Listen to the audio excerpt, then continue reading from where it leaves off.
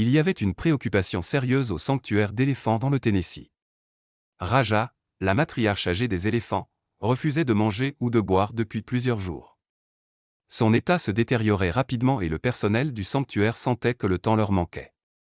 Dans cette atmosphère tendue, l'arrivée d'une personne familière était sur le point de tout changer.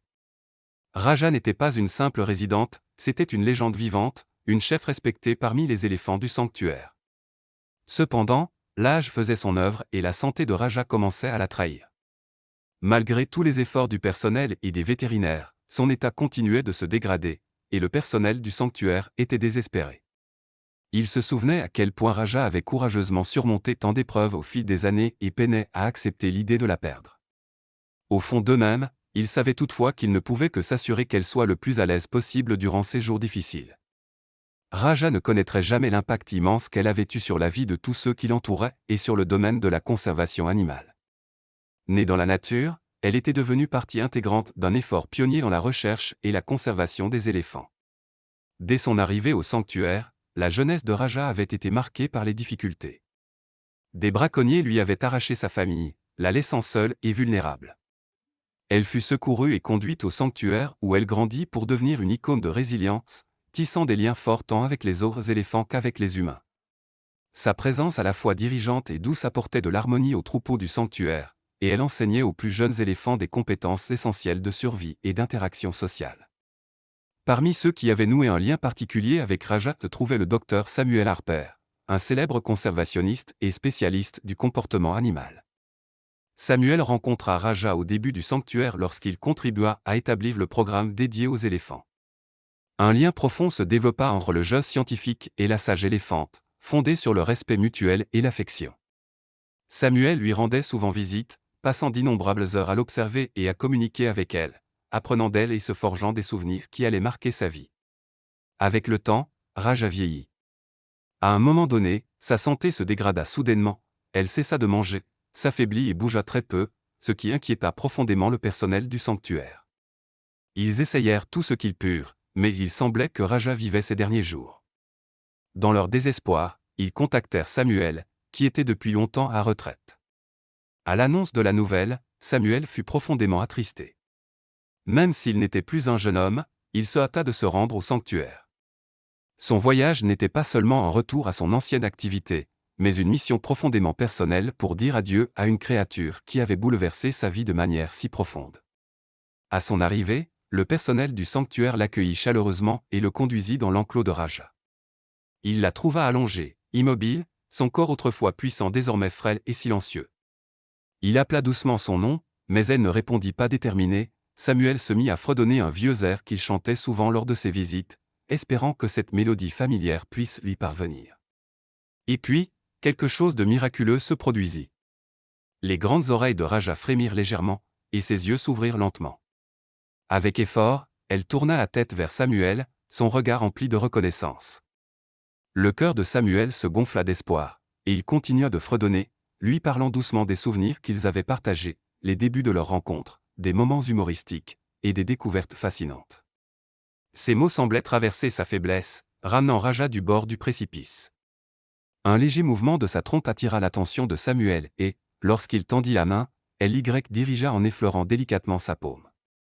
Samuel continua de rester à ses côtés, caressant sa trompe et lui parlant doucement. Il remarqua que Raja fixait intensément un coin de son enclos, son regard ancré en un point précis. Intrigué, Samuel s'approcha et écarta la paille.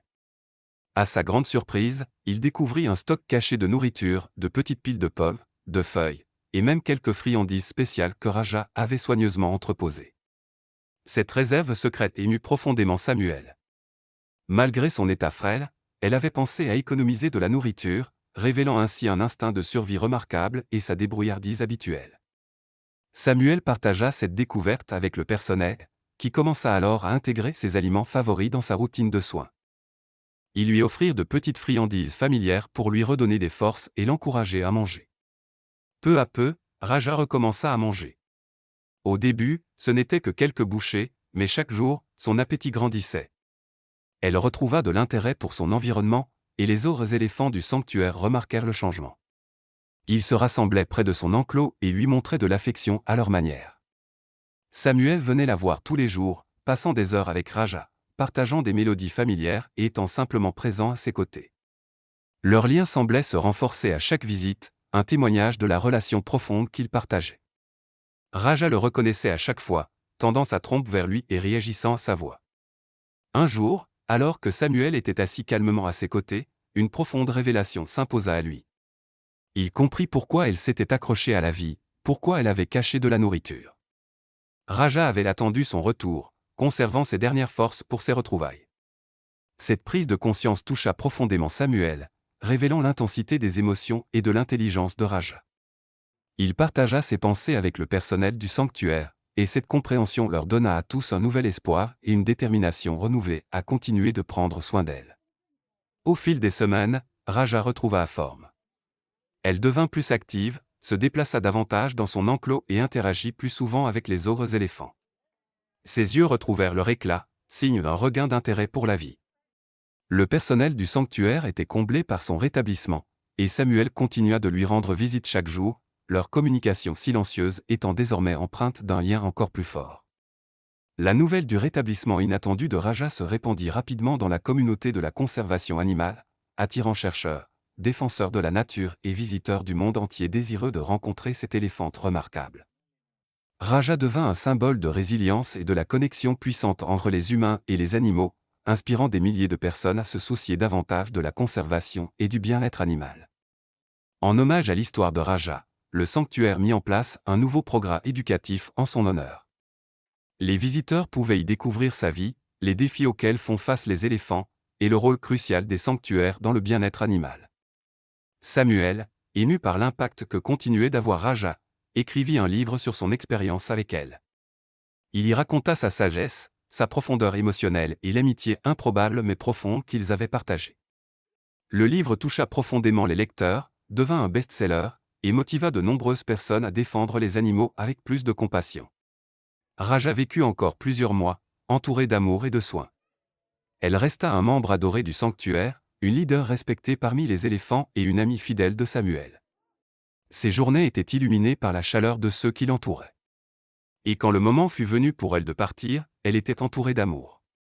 Samuel resta à ses côtés jusqu'au bout, sa main posée doucement sur sa trompe alors qu'elle fermait les yeux une dernière fois, son regard rempli de confiance et de gratitude. Après la disparition de Raja, le sanctuaire organisa un hommage émouvant en sa mémoire. Des gens du monde entier envoyèrent leurs condoléances et partagèrent des récits sur la façon dont le parcours de Raja avait touché leur vie. Les dons affluèrent vers des groupes de conservation en son nom, soutenant des causes pour protéger les éléphants et d'autres espèces menacées. L'héritage de Raja continue de vivre aujourd'hui. Sa vie et son histoire inspirent les défenseurs de la nature, les chercheurs et les citoyens du monde entier.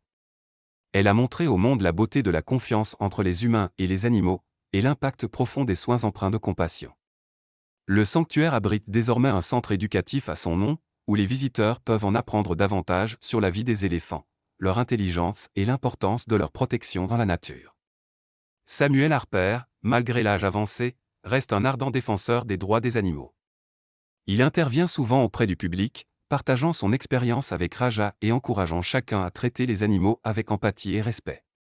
L'histoire de Raja et Samuel est devenue un symbole fort, nous rappelant que l'amour et l'amitié peuvent franchir les plus grands fossés, et que chaque être vivant mérite dignité et respect.